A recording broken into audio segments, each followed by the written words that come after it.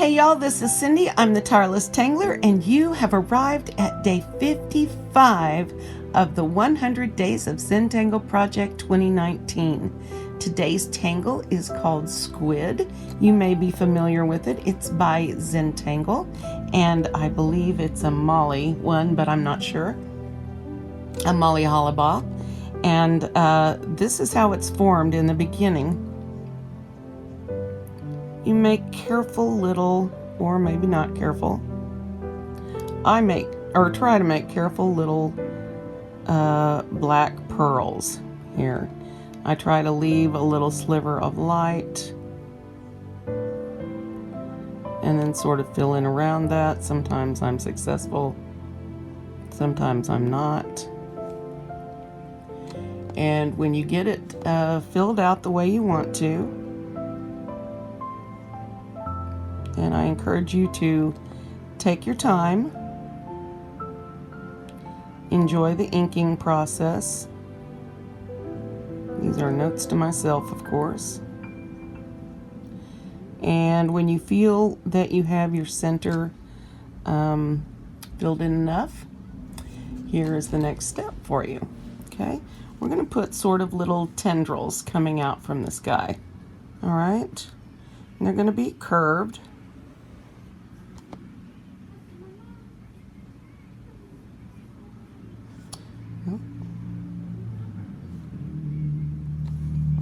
And we're going to put them on all sides.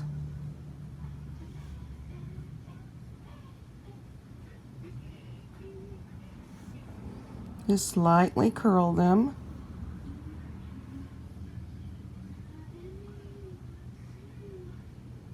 Point them in all directions. See if I can zoom out a little bit here.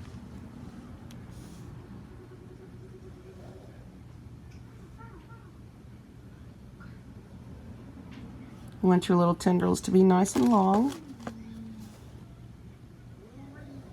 Just fill them in wherever you feel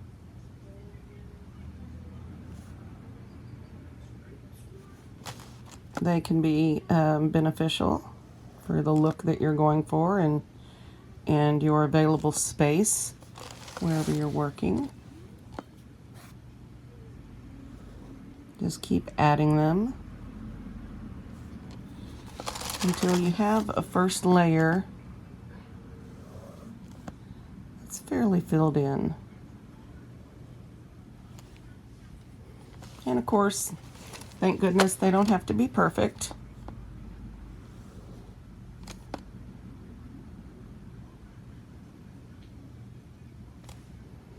So I think that's a good first row for me. So the next step after this is to then put another round of these tendrils in and draw them behind in hollabaugh fashion when they run into one of these. So let's see if I can figure this out. I'm going to make a slight turn here.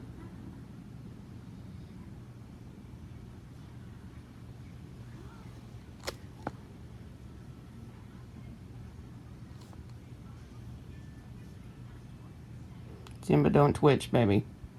What? Simba's twitching.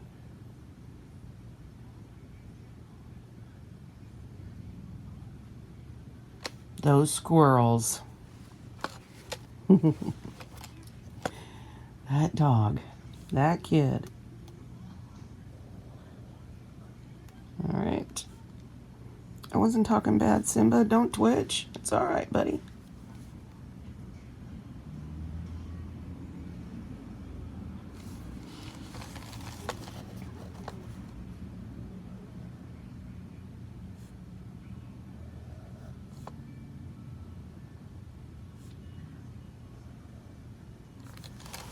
Just roll with the flow here. You want to pack some in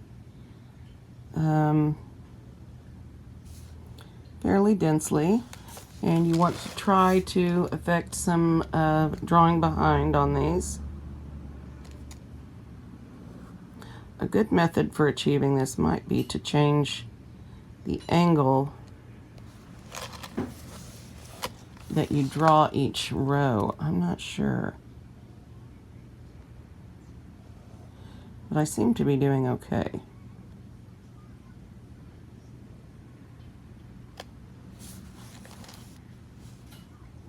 But I've got some work to do here. Really a lot of work.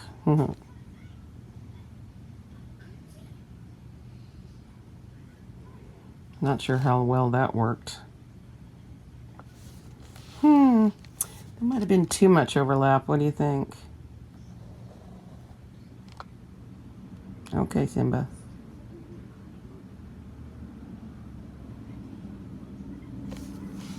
Okay.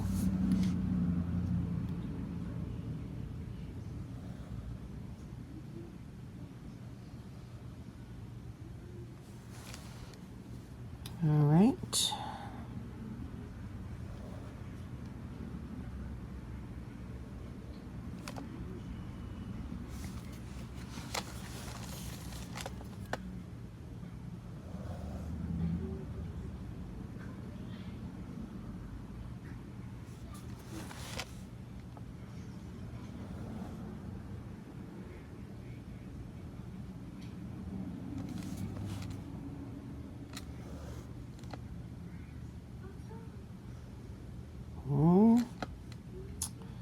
That got too big.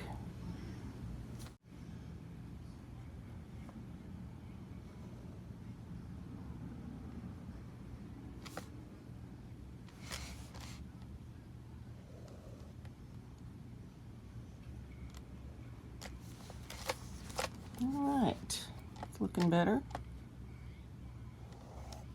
Now you can use less of these, you can use more of these. It's entirely up to you with what look you get. I think this is rather a few more than the step out has, but that's okay. Now the next step in the step out is to use tipple to fill in all of your negative spaces around here. So here, I'm just going to slip a couple of tiny ones in there, and maybe I'll black that. And then, oops, we are really working small in here.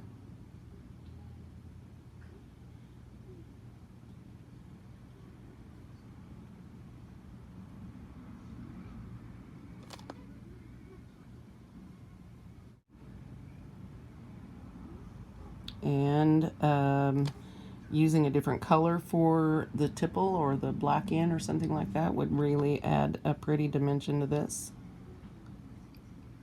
You could really pearl out your tipples.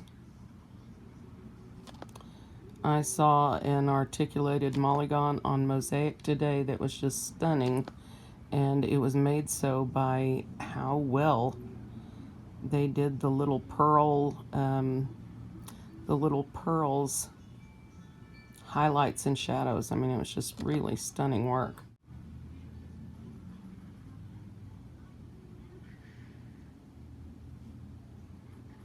So you just want to tuck your tipple in where you find space for it.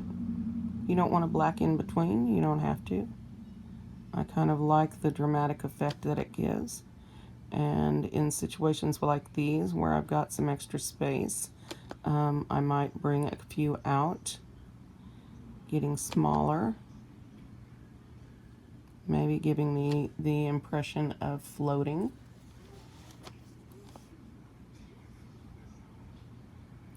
So this tangle makes a really pretty focal point. So let's just tuck a few of these tipple in.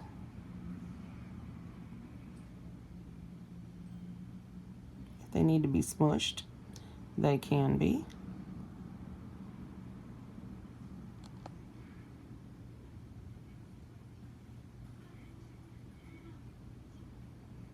You can always redefine some of your lines if you need to. That is fancy speak for go over them again.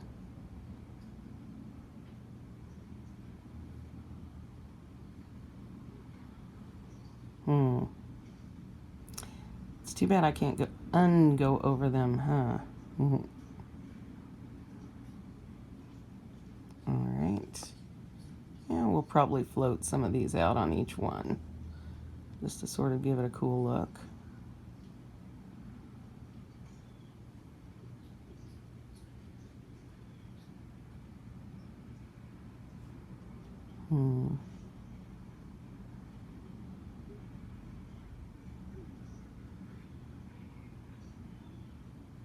You know, they don't have to be packed in. That would give it a completely other look.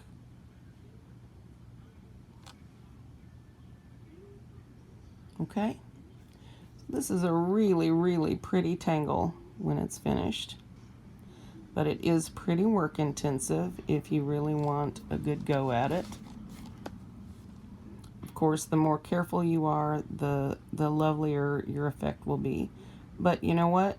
It's okay if it's not perfect, goodness knows.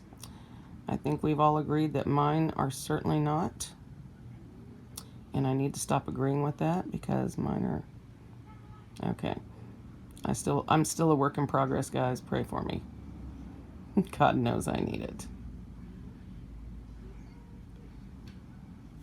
I don't know how much self-discovery one person can have in a lifetime. Too much, I say, too much. I think I'm all discovered out. Is that a bad thing? I'm hoping it's a temporary thing. And I think I'm going to leave that like that too, sort of bunched up in the middle.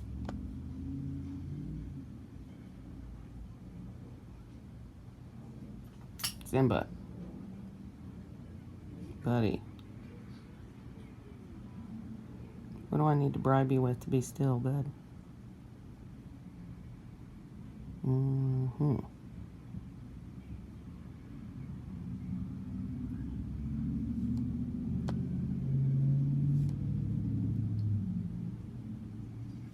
Okay.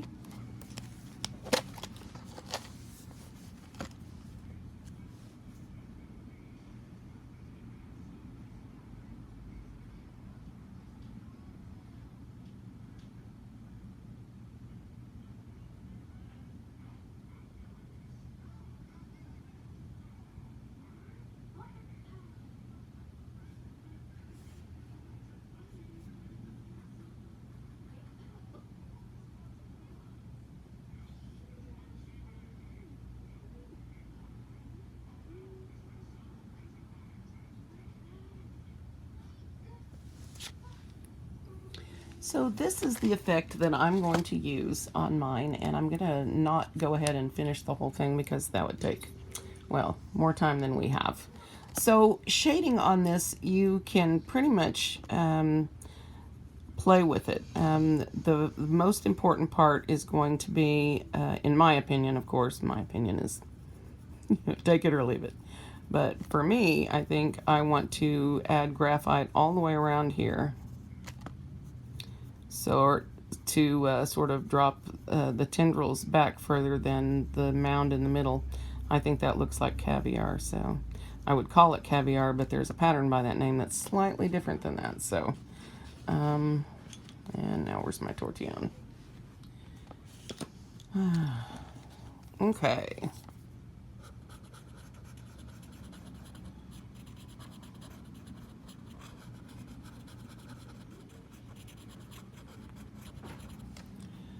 This is the general effect that we're getting, and you can see how cool that is. Whoops, I got a little crazy there, but... And you can also, if you really want to get into the shading, you can shade your tendrils where they cross each other. You can certainly shade between where your tipple is. You can shade your individual tipple if they're large enough in this fashion just by lightly loading a tortillon. Well, that was not a good example. And making your little crescent shape to one side. I don't know if I've got the skills for these small ones. But you get the idea I'm trying to give you. You can also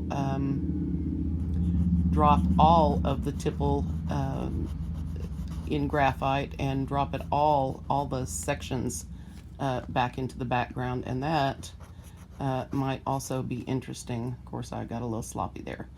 What I'm actually doing is drawing and shading while watching my hand through the lens of the camera, or through the viewfinder of this, and it's a skill I'm gonna have to practice getting through with that. So anyway, this is Squid.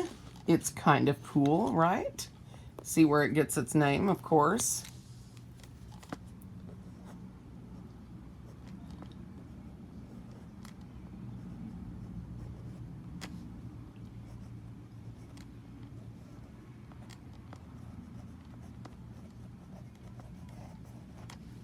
All right, that's squid. Let's put it in the pattern and we will be done for this weekend. Be sure if you've got patterns for next weekend you would like to do, that you drop those in comments for me so that I can plan for next weekend. All right, squid.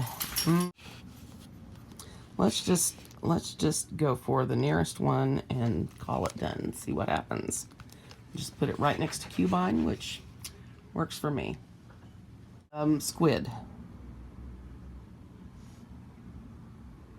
Definitely want to start with my inner auras.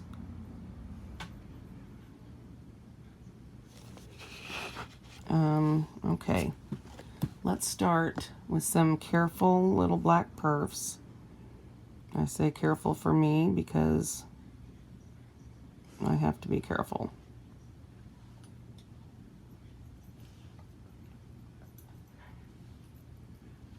So I'm going to do them like that.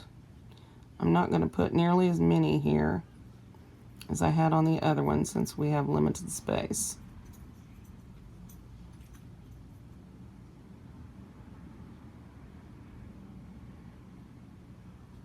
I just want enough to sort of give it some denseness here. Density, I guess, is a better word. All right, one more here and we'll be done with that. Okay, let's add in some tendrils here and see where we get with this.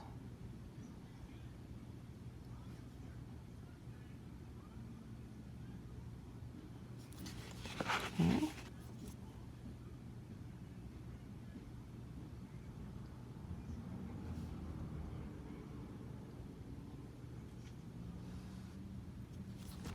If you notice, I'm sort of varying the angle as I go. I want them to look like they're sort of splayed out in all directions.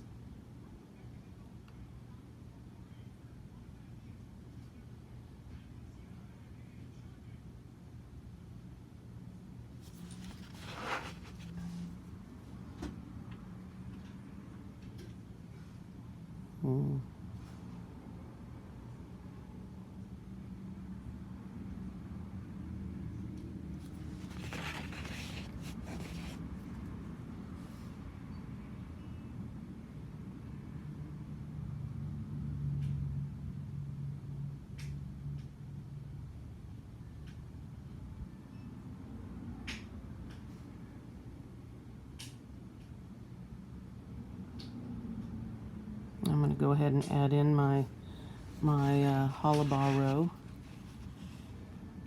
Hollow referring to drawing behind the existing lines, or the illusion of that anyway, which is very cool.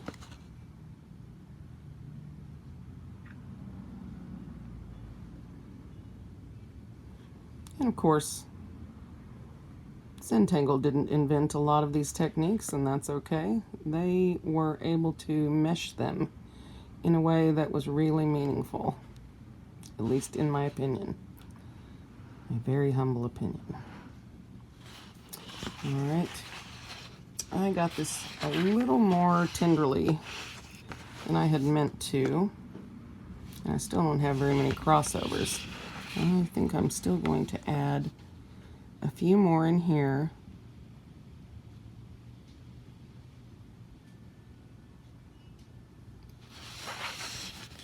Just for a little bit more interest. Oops, went the wrong way on that. I think that's good. All right, so I'm going to go ahead and fill in with my tipple.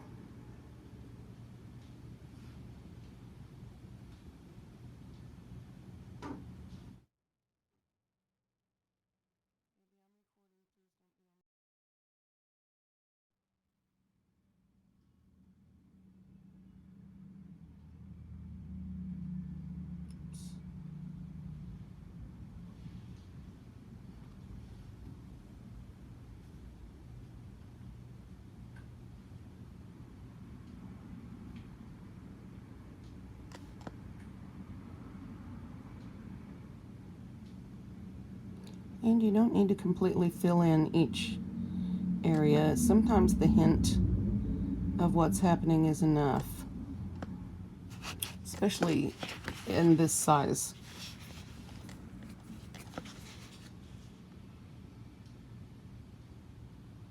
It's very hard to predict the problems that you may run into when you're working such a small area with a sprawling pattern this way.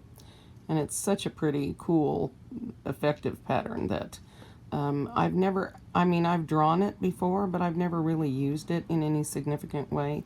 So this makes me really want to play around and see what I can come up with. A lot of these have sort of been inspiring. I have just sort of lost my artistic mojo lately, and it's just been hard to get well, it's not really hard to get inspired, it's just the follow-through is really hard right now. So, ooh, this is really pretty. I really like the way this is turning out. This is going to be a great addition to everyone's patterns. Oh, you guys that are posting on Instagram, thank you so much. I am just wowed by your creations. I mean, I'm literally wowed. Wow. Thank you so much for sharing your art with me and for tagging me, because I miss so much on there right now as my attentions are focused elsewhere. So I just want you guys to know that thank you so much for posting. That is so meaningful. Look how cool this turned out. I love it. Let's shade around here and see. Isn't that just rich and dense, and it's just so full of life? You almost feel that squid moving, can't you?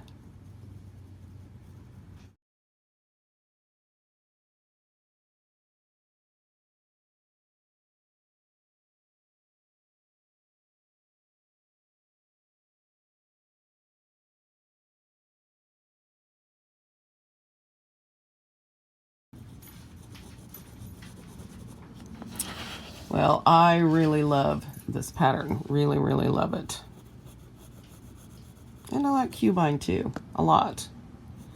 I've always enjoyed the 3D effects of it. So let's blend some of this out. Sorry, I forgot to do this on Cubine for yesterday, so which is really for me like 30 minutes ago, so it gets confusing sometimes. When you hear me stutter at the beginning, it's because I'm trying to remember which video I'm on. Of course, some of it's just that I'm confused. Look at how cool that is. Now, you can, if your pencil's sharp enough, go through and further define this.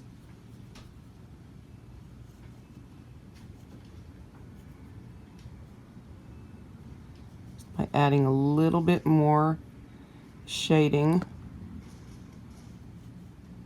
to the in-between areas and where the tendrils cross over each other.